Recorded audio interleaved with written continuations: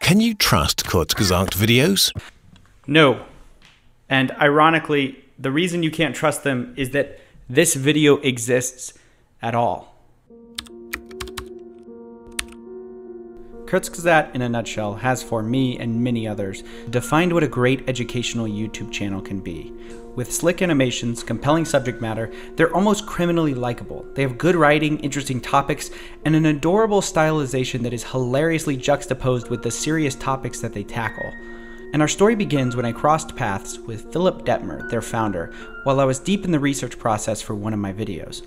Okay, so remember a few weeks ago when I said I was working on a big project? Thanks for watching that video. That was sort of a mini coffee break. I'm in the middle of a big project right now, and I just wanted to get something out to you. I've been researching pop science. Pop science is fundamentally taking a complicated idea and simplifying it for a lay audience. And I was particularly interested in where that can go wrong. One of the obvious downsides is that oversimplification can lead not just to less information, it can lead to misinformation. One example of this that I found was Johann Hari's TED Talk, Why Everything You Know About Addiction is Wrong, and Kurzgesagt's adaptation, which they called Addiction. I found several problems with this piece. Some of the studies are disputed, and some of the video's claims are so oversimplified, it's downright misleading. I contacted both men by email hoping to learn how these videos came about, to explain to you how misinformation can occur. We'll get to Hari in a moment. Let's focus on Philip. On February 2nd, I emailed him, I have some tough questions about the video on addiction that Kurzgesagt did. It's one of your most popular videos. I'm worried that some of the major claims in that video are vastly oversimplified, if not outright incorrect. Did Kurzgesagt conduct an independent fact-checking of Johann Hari's book before agreeing to this? Almost immediately, Philip responded to me, very worried, and right up front said he didn't want to be quoted. And unfortunately, I agreed. Because of that, I won't be directly quoting him. What I will be doing is showing my emails to him and summarizing the exchange. I'm not happy with this compromise, but I can't let his actions be unchallenged. Everything, the lies, the manipulation, is in those emails. And the way you can know that these emails say what I say they say is that Philip Detmer only needs to say the word. If he disputes this and wishes to go on the record, I'd be happy to release those emails. I have nothing to hide. Philip responds on February 2nd. Essentially, he's not thrilled about the interview or video idea. He was worried that the video might be a call out. He basically says, hey, the addiction video wasn't perfect, but I feel it was good enough. And then he asks, what is your video all about?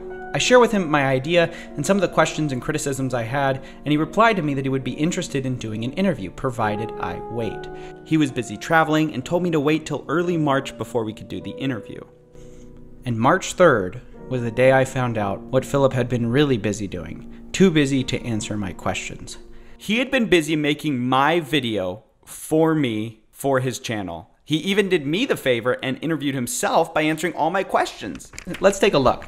I asked him, did Kurzgesagt conduct an independent fact-checking of Johann Hari's book before agreeing to this? Unfortunately, we did not reach out to scientists or do extra research on the papers that were the basis for the video's thesis. Kurzgesagt, that was actually, I don't know if you know, that was one of the questions I asked you in my email. That's what I was going to actually interview you on. No worries.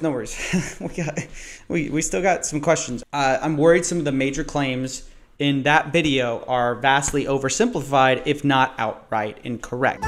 We simplified an idea so much that it made a great story, but became distorting.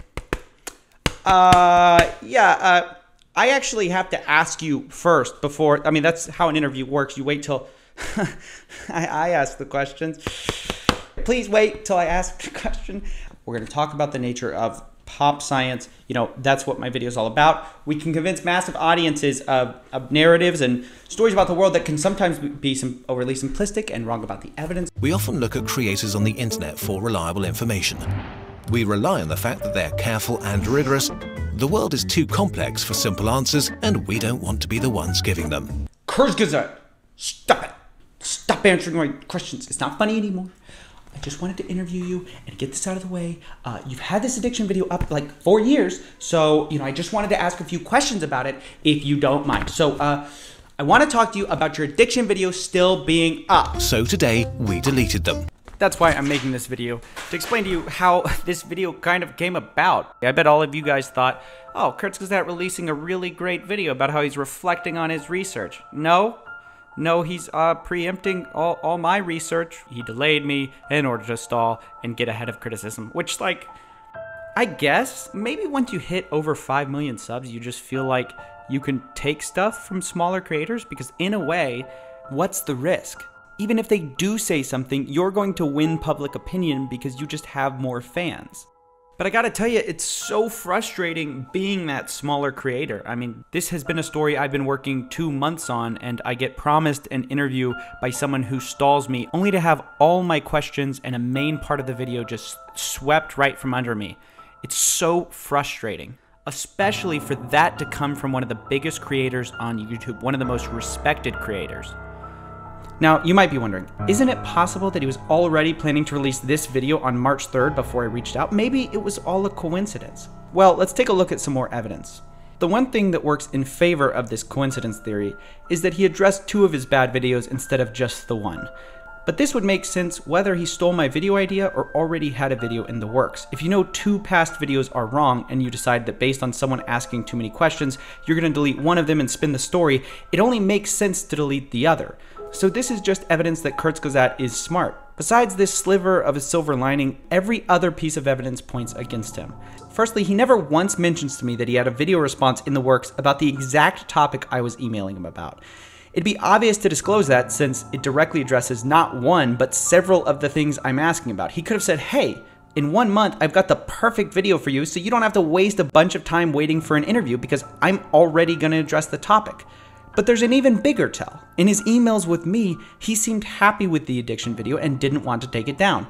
Essentially, he knew the video was incorrect, but he said he felt it was good enough to keep up anyways. Yet 1 month later, conveniently, he did take it down. Once he was sure of my intention to criticize it, he deletes it and acts like the whole time he just couldn't stomach the video staying up. And these 2 videos don't make us proud. So today, we deleted them. Also, he stalled my interview till March, and March 3rd is when he released his video. So by delaying me, he could be sure that his video would come out first. Additionally, Kurzgesagt tweeted that this video was a surprise video. I wonder who he was trying to surprise. Now, any of these things alone might be explained away in some miraculous confluence of unfortunate misunderstandings, but together they clearly show something else.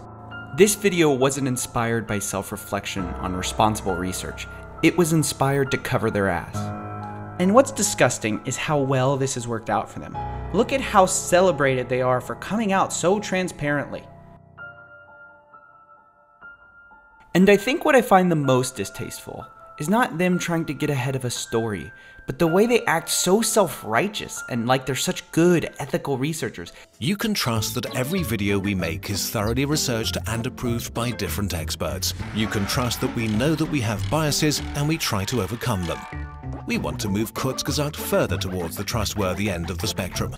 To parade around how responsible you are at a time when you're engaging in last-minute damage control is just, it doesn't scream trustworthy. So what should someone do if somebody reaches out with some criticisms? To see that, let's go back to Johann Hari, the journalist Kurzgesagt quoted in their video about addiction. The addiction video was based on only one source that has amassed a lot of criticism over the years, that addiction is purely psychological and based on the life circumstances of the individual. This stance is still held by a number of addiction professionals, and we're not saying it's wrong, but a lot of others disagree, and it's not correct to present it as the truth. But here's the thing, Johann Hari doesn't believe that addiction is only psychological. That was the unfortunate implication of a rushed TED Talk. That's what happens when you cram a 400-page book into less than 20 minutes. But if you look at the book the whole thing is based on, or any of the podcasts he's done, it's clear that he doesn't hold such a simplistic view. This doesn't mean chemical hooks don't play some role. They do play a role. Talk about the reality of chemical hooks, if that's right. I think it's very important to understand in relation to opioids.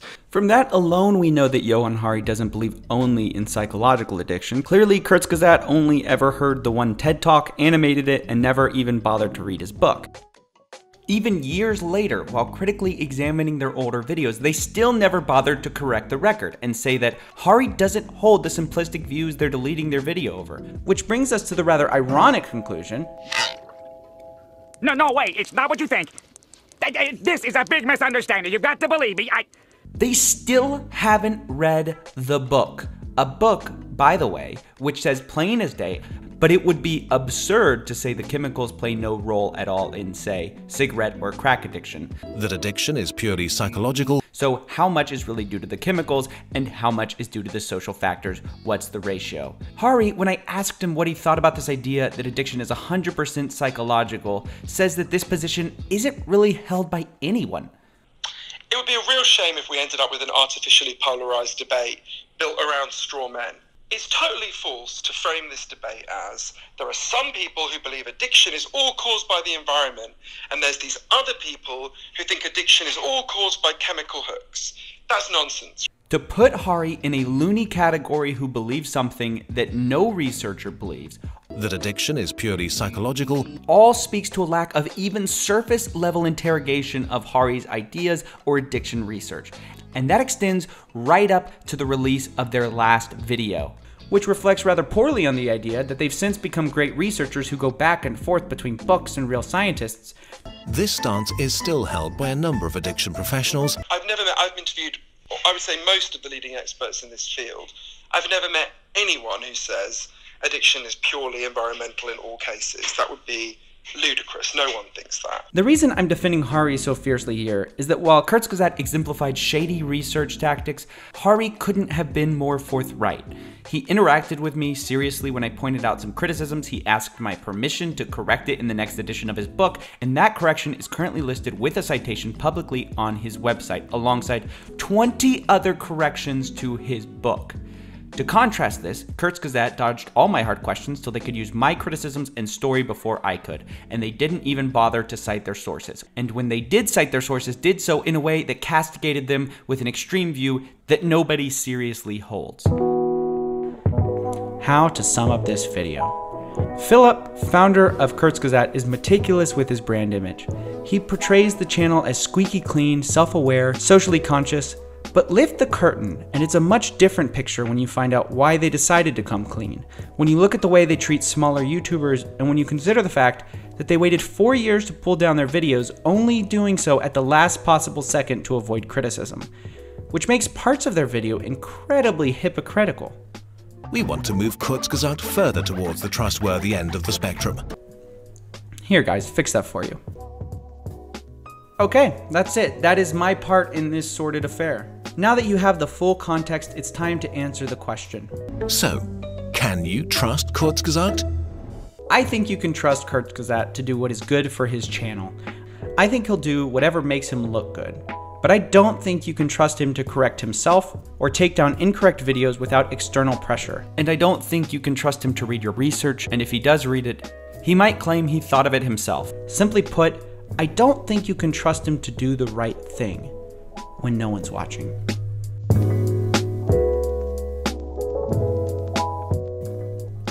There will be no sponsor for this video. I did not do this for clout or success. I did it because I felt it was the right thing to do given what had happened. Given Kurzgesagt's incredible influence, this has been extremely risky for my professional career and future on YouTube. So please make sure people hear this story. I will be continuing to work on my pop science video, and I hope that when it is ready, despite part of it being spoiled, you will watch it anyways. Thank you.